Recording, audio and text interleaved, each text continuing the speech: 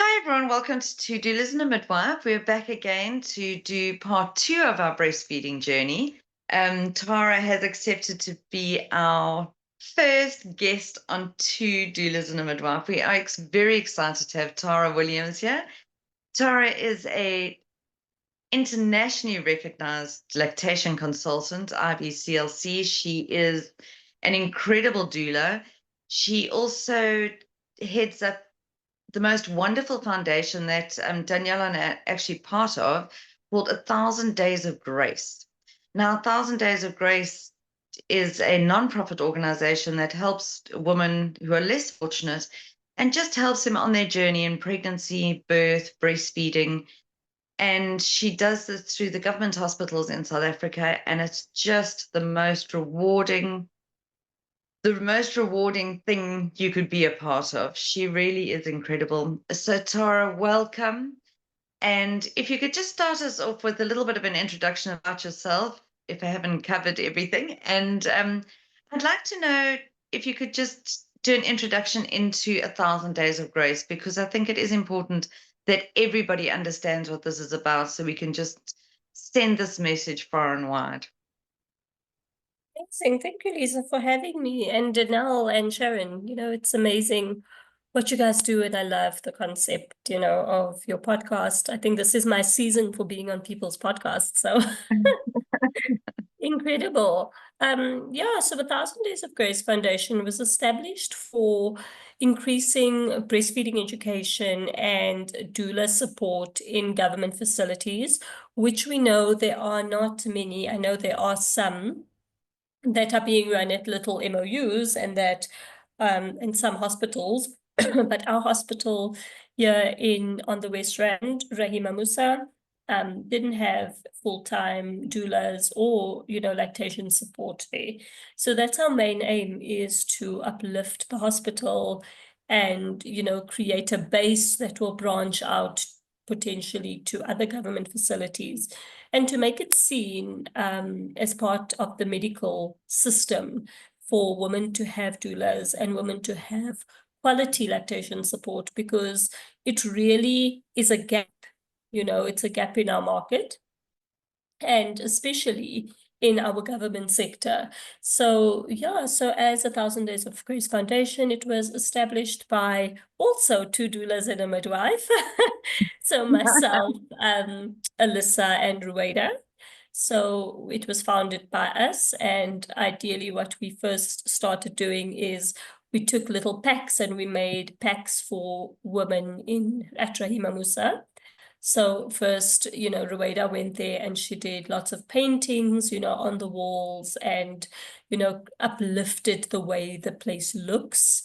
We then went in and we would give out bags, just in little brown paper bags. And you'll often see that on our social media as well, where we're giving moms, blankets and clothes for their babies, and nappies and pads and things like that. So we still do that actively, is to get donations in from the public, and then we give those out to the women in need. We see very underprivileged women, some women coming there and they don't have anything for their babies. So we now carry these things in our bags, and when someone doesn't have clothes for their baby, we've got it with us, and we hand it out to them. We also hand out little breastfeeding packs to our moms in neonatal ICU. So we give them manual breast pumps. We're trying to get our KMC unit filled with electric breast pumps, so that every preemie baby's mom has the ability to create a full supply of breast milk for their babies, while their babies are maybe unable to latch directly from the breast. And just kind of working with the entire hospital to see how we can add our love and care and support to it. So, from social work, working with the social workers to get some of our items donated out to those who need it most, to the pediatric wards, to the birthing wards, to literally everywhere.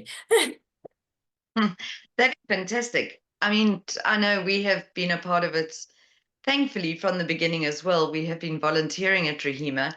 And we've seen the difference. We've absolutely seen the difference with these moms, even with the midwives, that there is a difference in doulas working with moms to get the Yes. best possible outcome. If somebody would like to get hold of you, what is the best way to reach you? So they could reach out on email, so on support@1000daysofgrace.org. We've got a website, 1000daysofgrace.org, www.1000daysofgrace.org. And then, of course, through WhatsApp. So we do have a WhatsApp number, which you could WhatsApp, which is our company landline, where you could, message, and Zainab will answer on that landline. And you could then say how you donate. We also have a WhatsApp on that. So that is 082-609-2110. And I'll also share these details so you can share it maybe in your show notes or something like that. Fantastic. Thank you. Thank you. So now, as a lactation consultant, you go into hospitals, you get private clients. How does it work where you're helping moms with lactation? So for me, currently, because through my business called Yoga Mama, is where, I've started and I supported moms first with prenatal yoga as I was doing all of these many things that I was studying for the longest of times and still studying. So we started like with prenatal yoga, and then as I, achieved certain qualifications, I then branched out to providing more services. So ideally, that's where the majority of the private client base comes from, and then referrals, from other moms, word of mouth, and then being referred to from different breastfeeding groups, to say that, okay, this is a lactation consultant that you can see that's in private care. So in private care, I like to see the mom still within 24 hours post-birth, because, it's really, we think that that latch is great. And Mm, if we see how the breast changes from colostrum to mature milk, the latch can really change from colostrum to mature milk as well. It it really doesn't, does. Mm, it's not always going to remain the same the way the baby latches to the breast, because your mature milk is, of course, fuller, and it makes your breast super full, and automatically it starts changing. So I've got lots of moms that tell me, I have, I've really, the latch was great in hospital, everything worked well, and then all of a sudden, day 3, day 4, I'm suffering. So mm, ideally that's, and my thought process around it is very proactive rather than reactive. So yes, I do single consults, but ideally what I prefer doing is packs, because I feel like at least if you do 4 sessions, you will be set up for success going forward, and mm, I see the difference in moms taking a single session and moms that I follow up at least for 4 weeks, at a reduced rate so that it can be affordable for them. So, mm, and you see the difference. You see the mom gaining confidence. And most of the time, touch wood, it's always been that case. But, moms who take multiple sessions really succeed, because, you just need that reassurance week by week. And even in as little as 4 weeks, you really set up for success, and you set up mm, to know that, okay, everything is going right. This is what happens when I go wrong, when it goes wrong, and this is what I can do. So you build almost a little toolbox for yourself, in these sessions, to kind of build it up. And, bringing it back to how I work in the government sector, is we mm, actually run a full lactation program, which is, it's tough to set up because it was never done before on a South African context, right? So there are mm, hospitals that are doing it overseas, but it hasn't been done on South African soil. So to build it up, I have no template. So it's kind of like Okay, this doesn't work. Let's change it. Let's try something else. And okay, maybe that works. And, as you grow, it develops into something else. But we've seen incredible results. One of our latest results that we've seen, which is just phenomenal, is we've got a mom with triplets who is exclusively breastfeeding all three her babies. And this is because of Wonderful. consistent care. You know, Mm, you really need to watch that mom.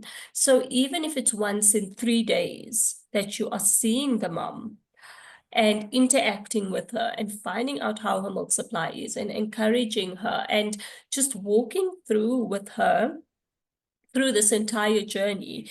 One thing I can say that I see with moms that I work with in a private setting that has babies in neonatal ICU, it's a very lonely journey because mm, they don't necessarily have that lactation support for their mm, breastfeeding journey. And most of the times, we are not, even as a private lactation consultant, most of the times I'm not allowed to go into private hospitals, neonatal ICUs mm. to help Of them out course. with breastfeeding. Mm, And yes, we learn in our training on infection control and how to prevent infection and how to be in those environments. So it's not, I think, that we lack the knowledge. I think it's, a very closed off thing, mm, where they're saying that their midwives can help and their nurses can help. But I always encourage people to understand that where other people have studied many different things for many hours, we have done over, I think I probably have done over 200 hours. We have to do 95 for qualification. But I mean, with all CPDs and things, I think it's probably over 200, if not more, hours of specific lactation education. And then also And you have to I do. can attest. I mean, I've seen Tara very much in action. yeah. I'm sorry, I have to interject because I'm very excited. um, I've been very blessed and very privileged to join Tara's lactation program as a lactation counselor. And Wonderful. I never imagined, finding in making such a difference in these moms' lives. And Tara, what you were saying about, often midwives and the nursing staff in private care, for example, they're focusing on the health of the baby, and they don't necessarily have the time to spend helping that mom hand express or pump, or explain how she can pump, how she can hand express.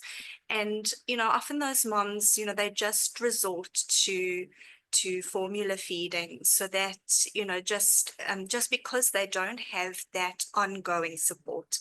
They may Hmm. have someone who's there to pop in on that first day, but you could have a baby who's in that ICU for 2 months, 3 months. And that we even had a mom on the program who had quads, which was Hmm. incredible to see. And then all those little quads went home, and amazingly, we were able to get electric pumps donated for these moms. And also just to say that you will get an 18A certificate if you donate to the foundation. So it's the most incredible thing what Tara's put together. And and these moms, these babies are able to have breast milk. And Hmm. we've spoken about breast milk, and especially in Lisa's talk about the microbiome and the impact that formula has on those little tummies, especially in the beginning days, and how even doctors are trying to encourage moms to express even the smallest amount of breast milk for their babies, especially those preemies, because they really understand how, the absolute benefit of that mother's milk, how that mother's milk is absolutely designed for that baby. Mm. So, and it's So, amazing to walk into the pumping room in the neonatal ICU, and there's moms, it's like a tea party. They're all sitting Of around, food.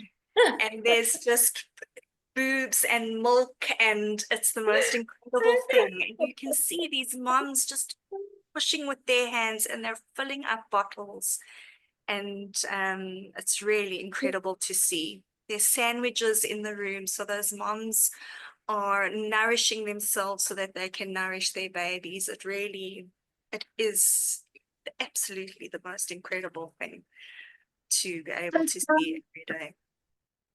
sorry, Danielle. It's wonderful. And I know we could talk for hours on how incredible working with Tara is.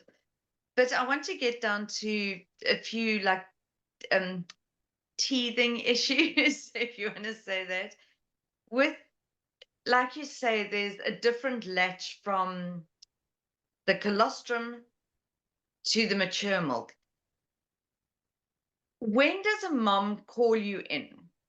Because I know personally with my first baby, I was like, I can do this. I don't need any help.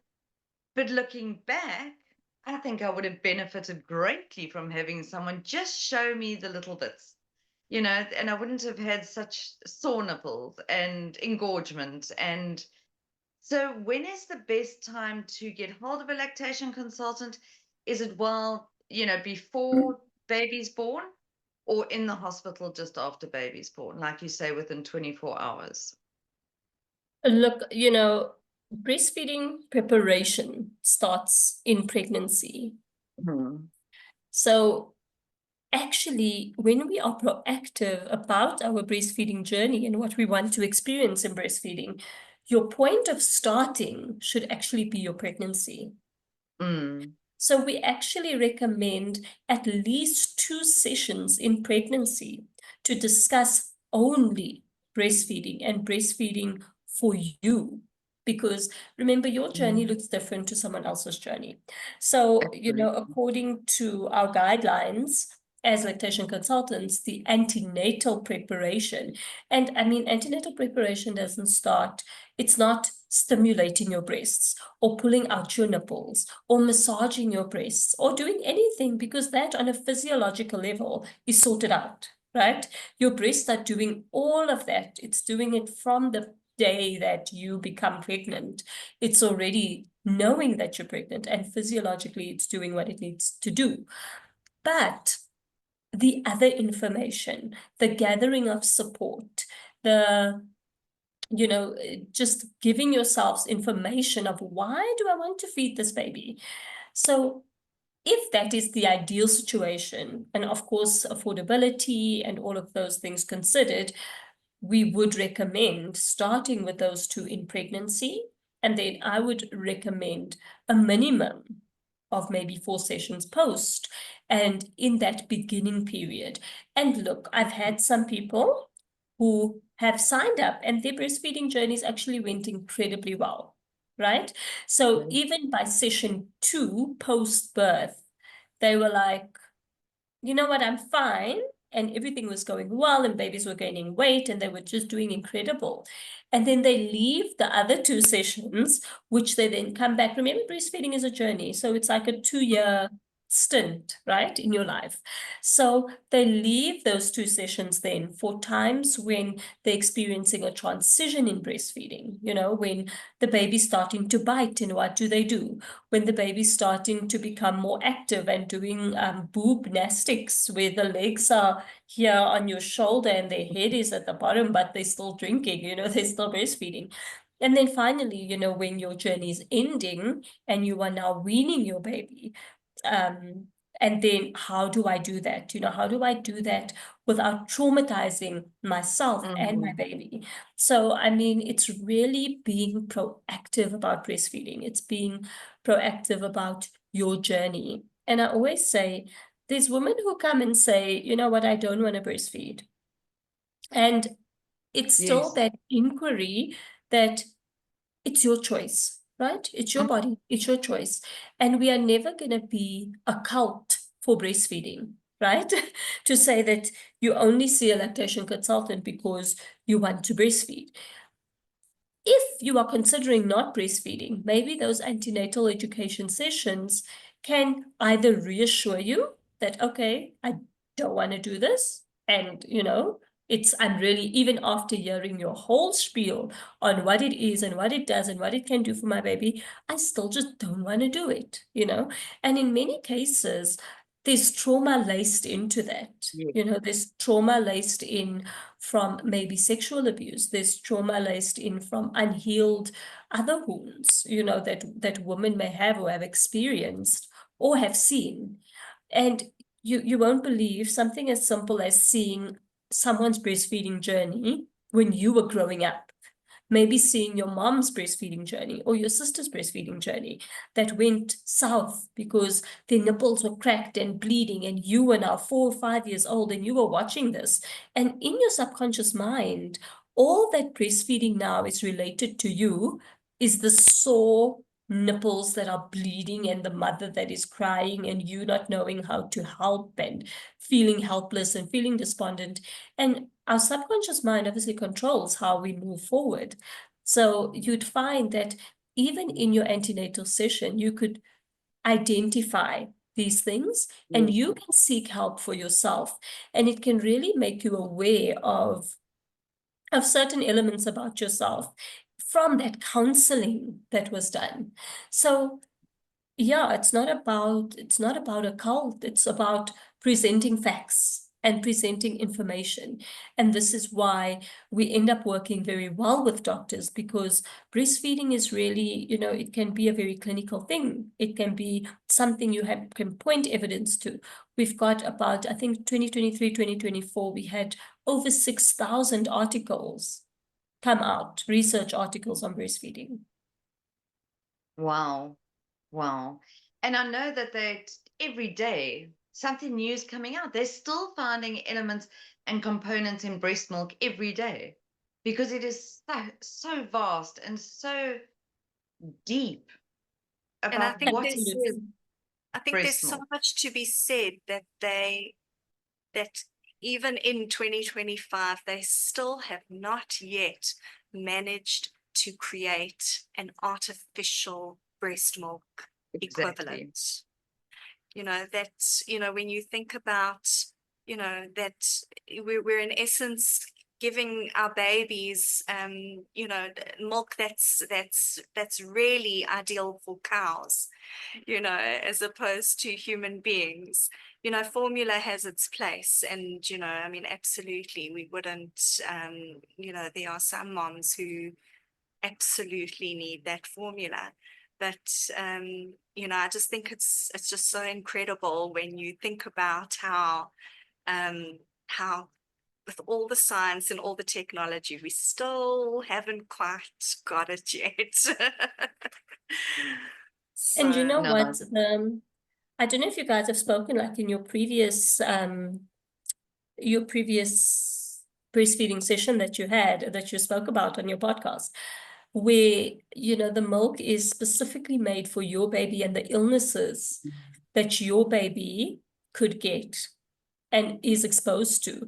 So often we find our KMC unit, it's a kangaroo mother care. So kangaroo mother care means literally you skin to skin with your little preemies for most of the day. And, that helps them grow, helps them gain weight, and you try and build the breastfeeding experience. And when we see that expressed milk, sometimes from one day to the next, the milk starts to create the color of colostrum again. And this may be like 2 months in, to breastfeeding. And all of a sudden, the milk starts to become yellow. And we then know that, okay, this baby may have been exposed to something even before we have picked up on it, or, in terms of saying we, the doctors, have picked up on it. So nowhere in the file is written that this baby has any other infection picked up, but the breast milk is reflecting something. So then it's a case of us watching and really collaborating as a team to say, okay, let's just watch this baby and see that everything is okay. And maybe the baby doesn't get discharged until we see if, because it's really your body understanding, and your body could create that antibodies for the baby. The baby could get it and not be sick at all. Or if the baby was exposed to something, it will make them better, and not be as sick as they would have been. So I always harp on the fact that the people that say, I was not breastfed and I'm perfectly fine. My child wasn't breastfed and they were formula fed, or they were mixed feeding, and they are perfectly fine. They were not sick. We are not saying that your child isn't going to get sick. We are saying that the severity of the sickness will be less. And it's proven, it's not just Dara saying something because, cult of breastfeeding, but it's evidence-based. So, and I always say to people, when someone tells you something, you can ask them, where did you get that information from? Can you show me the evidence? Because often people just willy-nilly say something and there's no, it's based on opinion. It's not necessarily based on something that's factual. And I love Tara, that. so for example, these KMC babies, especially the ones who aren't yet strong enough to suck, the importance of non-nutritive sucking is just incredible, because that baby saliva has all the information of everything that's happening in their bodies. So if they are fighting off an infection, even if they're not able to remove milk effectively, it's still, the body still knows, okay, this is the baby that I'm producing the milk for. So that, just having that baby on the boob, even, if they're not necessarily feeding for weight gain and nutrition on the boob, they're still, that when they are discharged, that it's not this unfamiliar thing, and that they're not, where's my cup, Absolutely.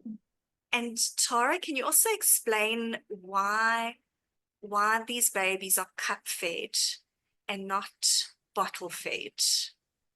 Because you will not see a single bottle in the KMC ward, and all these moms, even the moms with full-term healthy babies, if they are expressing or if they are given a bit of formula, it's always in a cup. Absolutely. So a cup has been proven that it stimulates the same sort of reflexes as feeding on the breast would, whereas a bottle doesn't. And often we find, obviously, very international based, is every second day there's a new teat that comes out and a new bottle that's shaped like the breast and that will be mimicking breastfeeding. And, I roll my eyes at that because it's not really the truth. You want to move from cup and you want to start with cup feeding when you start introducing oral feeds to a preemie baby, or to a full-term baby that can't get to the breast either. So you want to start with cup feeding to try and stimulate those same feeding muscles, and the jaw and all of those, the tongue's movement to go and lick and experience the milk, and the baby's ability to control how much milk comes out of that cup.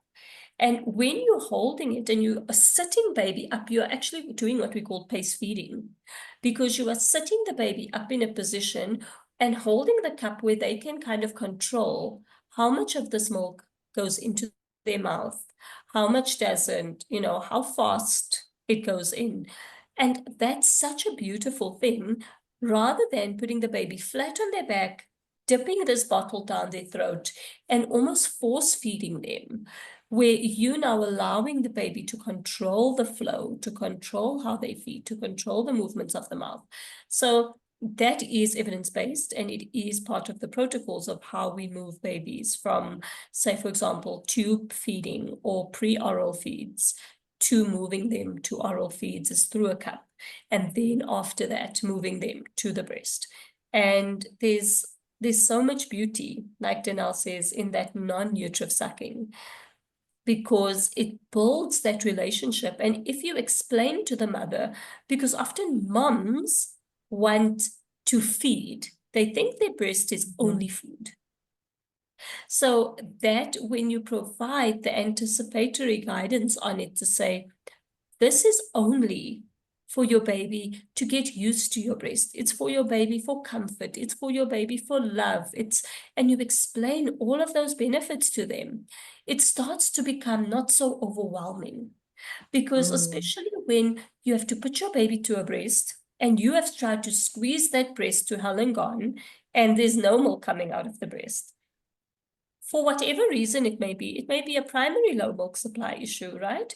Which could be hormonal, which could be an illness that you have that you may not even have known about before you were breastfeeding your baby.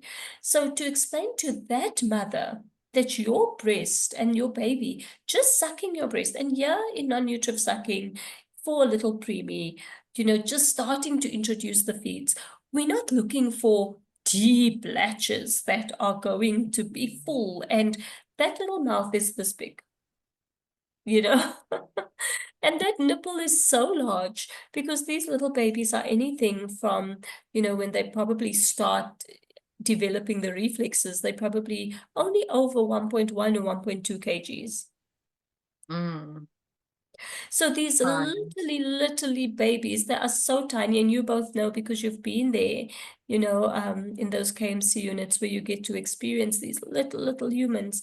So not being focused, there's just a different focus point when you're supporting a mom with a preemie versus supporting a mom with a full-term baby, who's actually whose reflex have all been completely developed, who is feeding directly off the breast for food and, for comfort and for everything, versus a baby who still has a little bit of a way to go in that.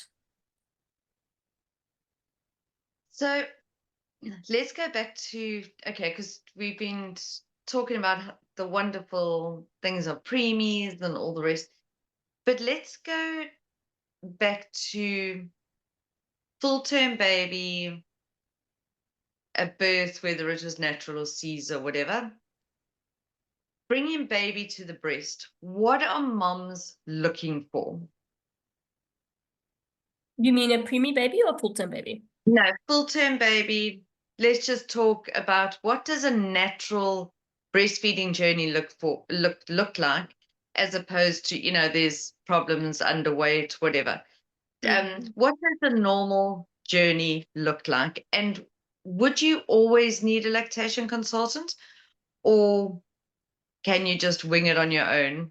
When do you think, okay, do you know what, I need help? So look, like I said, ideally, having a lactation consultant is always a benefit, right? And you could have a lactation consultant, or you could have a breastfeeding counselor, right? Breastfeeding counselors are very equipped to deal with these matters, and they are less, a lactation consultant it's like a specialist for lactation. And the breastfeeding counselor is also an expert, right? In terms of they have the knowledge, they can assist you in that.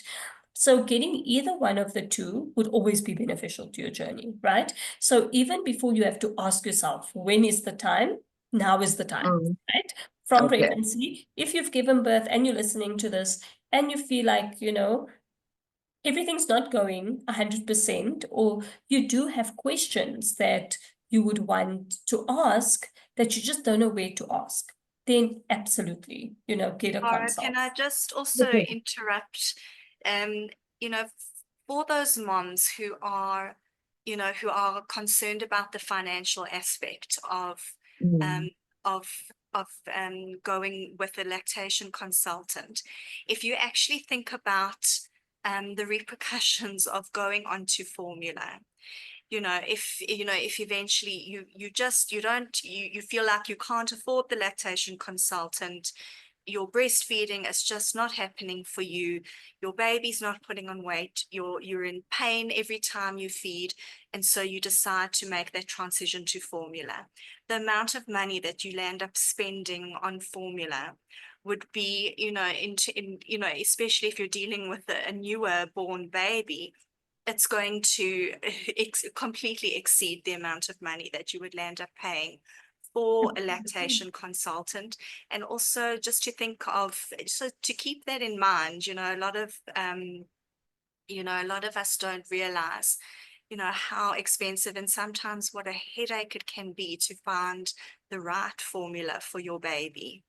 And so really it's an absolute investment, and you're giving yourself and your baby, the best possible start, when you think about, how incredible that breast milk is for them in terms of their growth and development.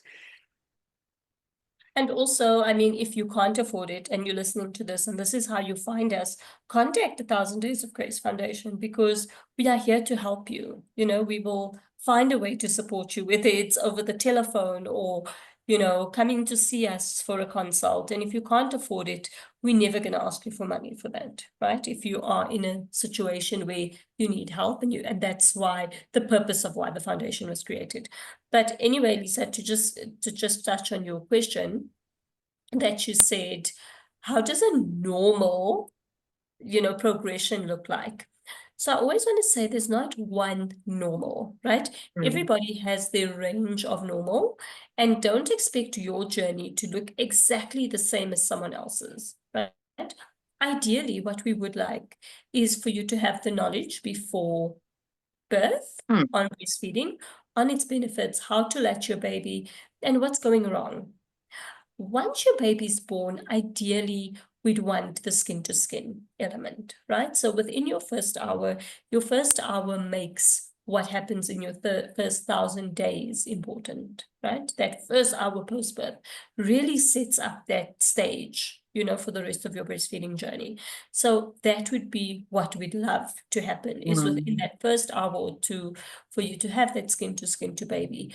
If possible, for baby to do that lovely breast crawl, and crawl to the breast and use all their instincts and all their reflexes and their muscles and, really just the physiological process of getting and attaching to the breast. After that, you almost want to have your baby on skin to skin and having as much colostrum as possible very frequently. I don't even want to give you a time because we get so fixated on this time, right? So we look at baby feeding 8 to 12 times a day. So whether that be every 3 hours, like a, perfect little textbook baby, or whether it be an hour, 30 minutes, 2 hours, 3 hours, 20 minutes, 30 minutes, 40 minutes, 1 hour. As long as you get your 8 to 12 feeds in a day, I wouldn't be concerned at how that looks like. I feel like we often, when we say every 3 hours or every 2 hours, we get fixated. And when they're not doing it like that, we feel like it's wrong, like something is wrong. And that's the biggest problem with the breastfeeding journey I've found with clients and friends, and that is that they are so fixated on the 3 hours, and that if baby's sleeping, I'm going to wake baby up. So when do we know to wake baby up for a feed? Because in those first few days, yes, we need babies to be constantly fed and the nutrition in. So and also jaundice babies are going to sleep for that much longer, all the rest. So when do we wake baby for a feed? So this is why I say it's really not a one size fits all kind of criteria. And this is why it's so overwhelming for new moms, because there's so much information out there. There's breastfeeding groups, there's Google articles, there's research, there's this, there's that. And you, for your situation, never know what's the right one for you. So that's where we come in as breastfeeding counselors and as lactation consultants, is we kind of paint the picture for you. So we draw a map for you, for your particular journey, that you can follow and understand how to follow that guideline. But I like to advise to, in the beginning days, to wake baby if they have slept longer, because in that Yes. first 2 weeks, we want them to regain back to their birth weight. Now, some pediatricians disagree and they say, no, the baby can sleep. So great, the baby can sleep, but most likely what happens is once that mom leaves the hospital, she stops doing skin to skin a lot. Mm. So the minute you stop the skin to skin and majority of your time being spent in that skin to skin position, your baby is cuddled up in blankets and clothing and everything, and they really feel like they're still in the womb, and the womb wasn't a space where they sucked and they had to, actually suck to eat. They were just being fed.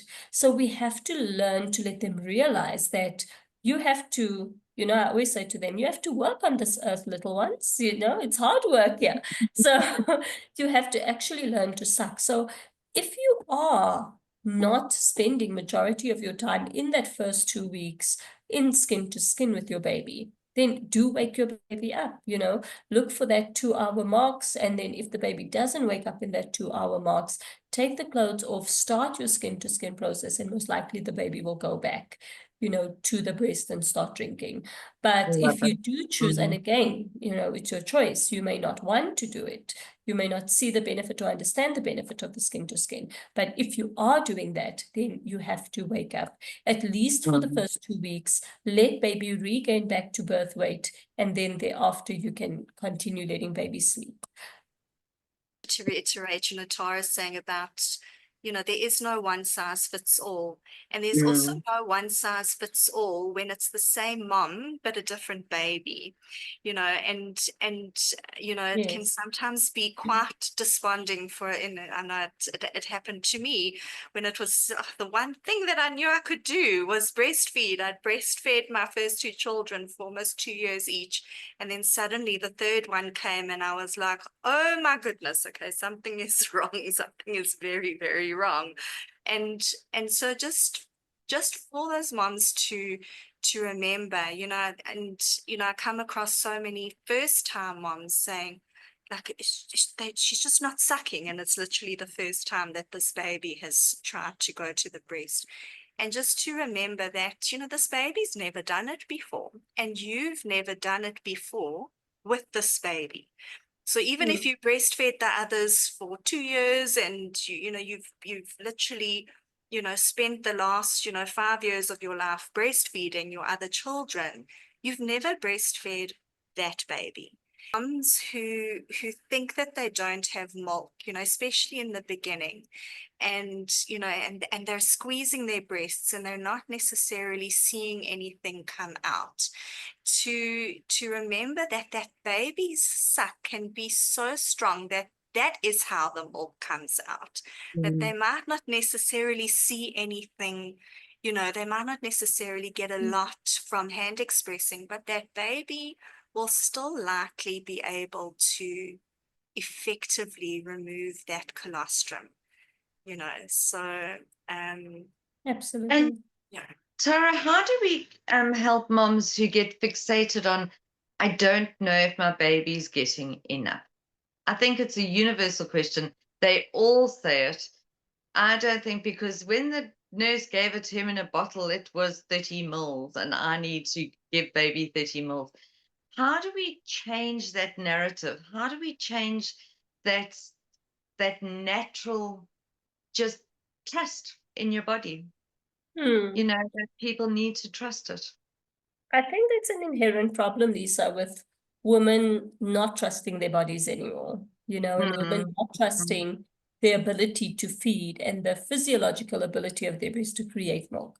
All we can do is encourage, and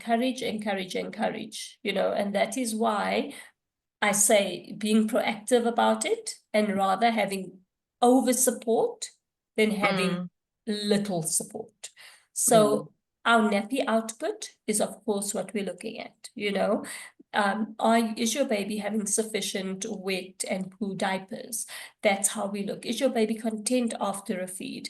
Is your baby gaining weight? And you may not have a baby scale that you're checking the weight at, but you can see the difference in your baby day to day. You can see those little cheeks filling up. You can see the outfit that you put on like last week or the week before that, you know, that the outfit is filling out more and this baby's looking a little bit more, you know, chubby in this, or the outfit is becoming tight, right? So you can see that as a mom. So it's learning to trust your instincts. And that is also if you feel like it's not going well. So trusting your instincts either way. A mom knows something is not right with my baby. You know, she doesn't maybe have the facts to tell you why, but there's been many times that a mom has gone to a pediatrician and said, you know, something is not right with this baby. And the pediatrician is checking and checking all their things, and this is not coming up.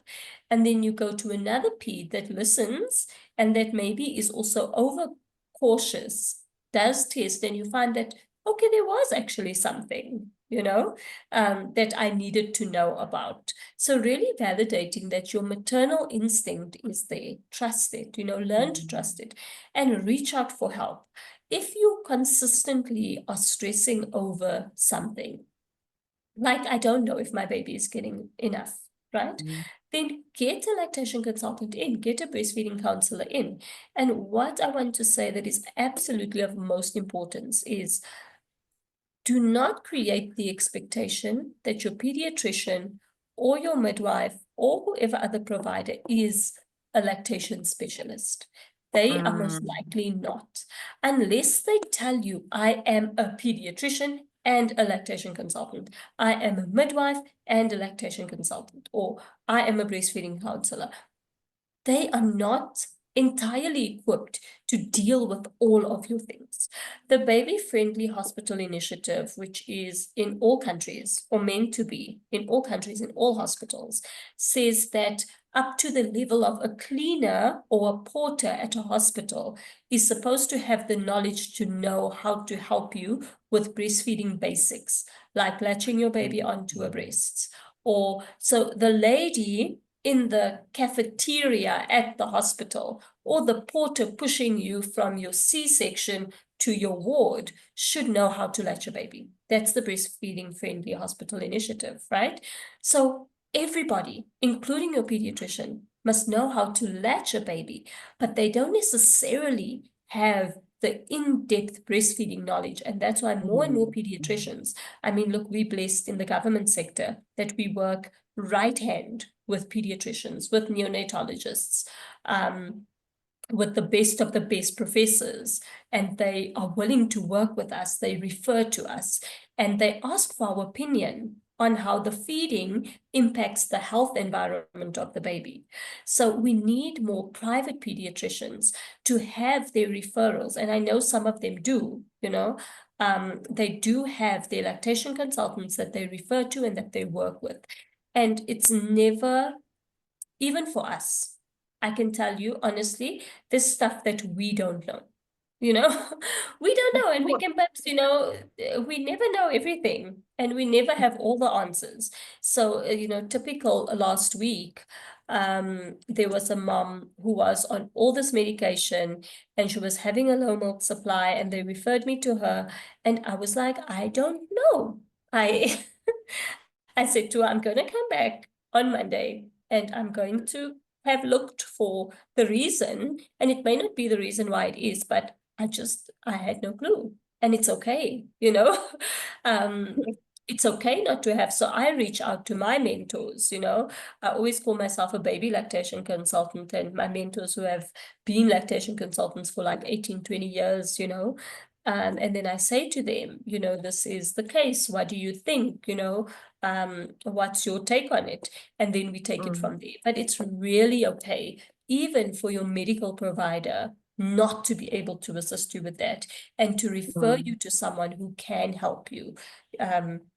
Because there's many, There's many moms that get upset and say, my pediatrician said this, and it's such bad breastfeeding advice. And, now you coming and you telling me all of this. And I always say, whoa, whoa, whoa, whoa, whoa.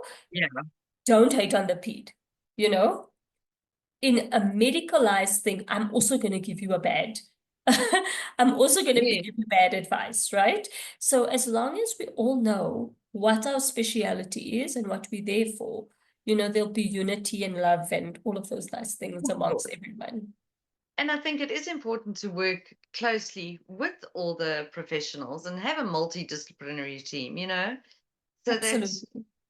that we don't have these God statuses either. Yes. I just wanted to ask you a few quick fire questions, just to end off, because we are coming to the top of the hour, but just like oversupply. And that is a problem. People they're so engorged, and they're just producing and producing and producing and producing, and babies drinking, and then they've got so much milk in between feeds. And what causes that, and how do we control it?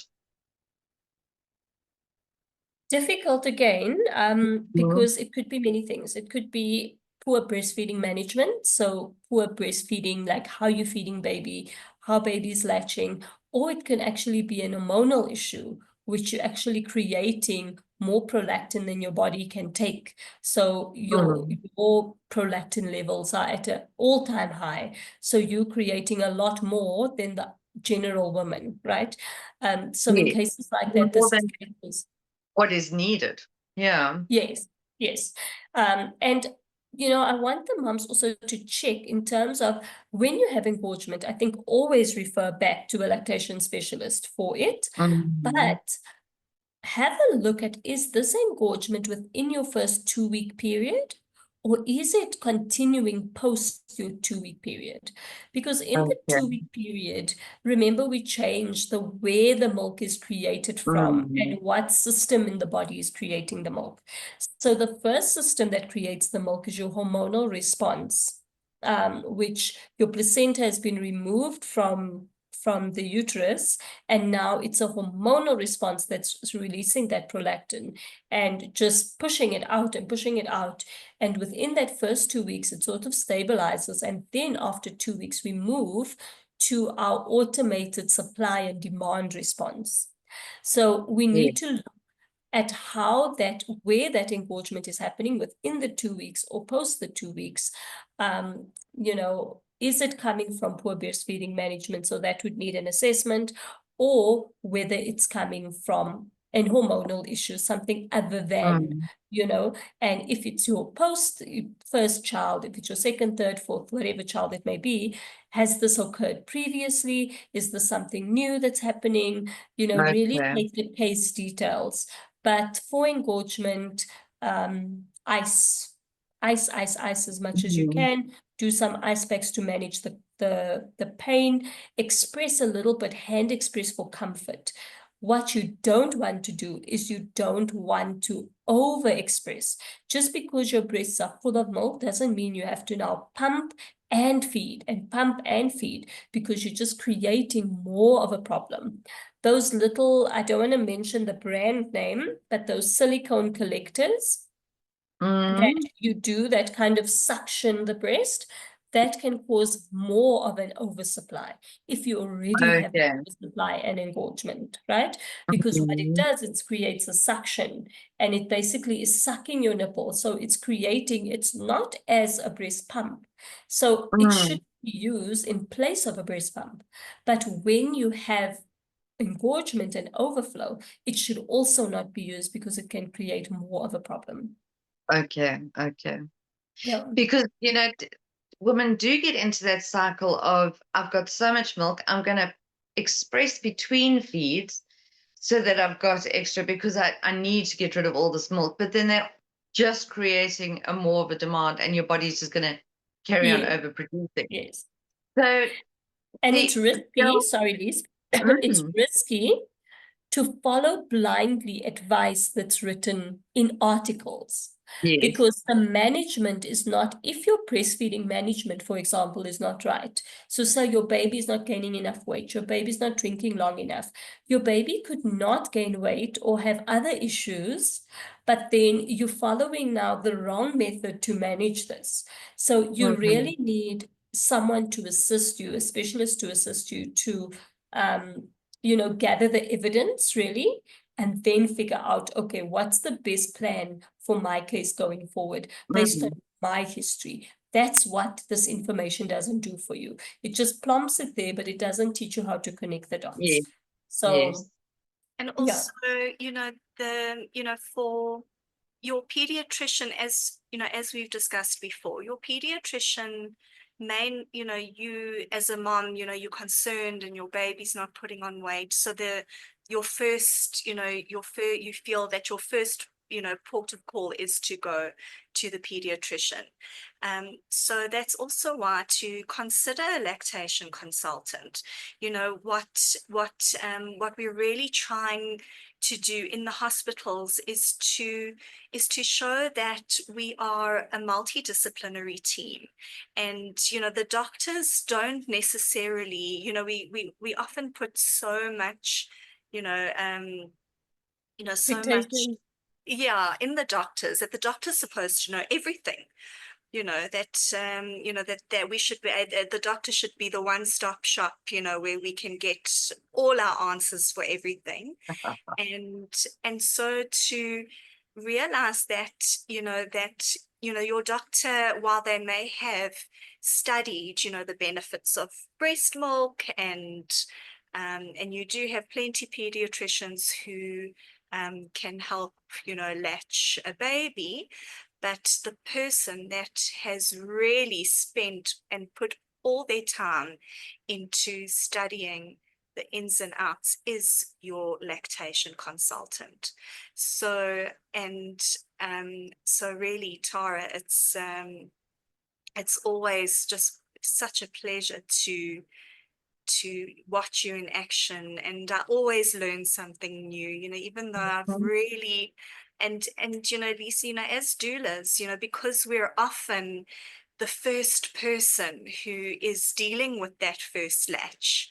We're with the moms and we are there at that moment. So we've done extensive courses and research on breastfeeding. And, we're often, considered, experts in helping with lactation. But I never cease to be constantly amazed at, at watching Tara. And as I said, always learn something new, always. Sorry, Danielle, we've hit our time, and I just want to do one more quick fire question with you, Tara. Top nutrition that breastfeeding moms should be taking in? You mean what the mom must eat? Yes. So breast milk, right, is made from your blood. It's not made from your stomach. So this is the one thing that we find very hard for moms to believe, because we've got our parents and in-laws and people who are all saying that it's that food that you ate, it's that tomato, you must eat bland food, you mustn't, because the baby's going to eat that spicy food. Let me tell you, and I'm going to tell you as a mom myself and not as a professional, that I ate spicy food with my daughter. I ate it during pregnancy. I ate it post-pregnancy. She was absolutely fine. The issues that she had was totally not related to the food that I was eating. And my nanny, bless her soul, when she had a lot of reflux and tummy issues, which is a normal baby thing, right? Babies have, that's a normal thing that babies go through, is problems burping. And my nanny used to say, it's those things that you're eating. I used to love eating chickpeas. And she's like, it's those things that you're eating that's making the baby. So it's hard to understand that. So try and get that, mantra to yourself that it's not what I'm eating. right? In certain cases, and again, that is like real cases of cow's milk protein allergies and things like that, but that's a different ball game, right? That's not your Mm. normal, oh, my baby's having a little bit of gas problems. Could it be me? It's not your food, right? But in terms of nutrition, as a breastfeeding mom, please make sure that you're eating. Please make sure that you're drinking, right?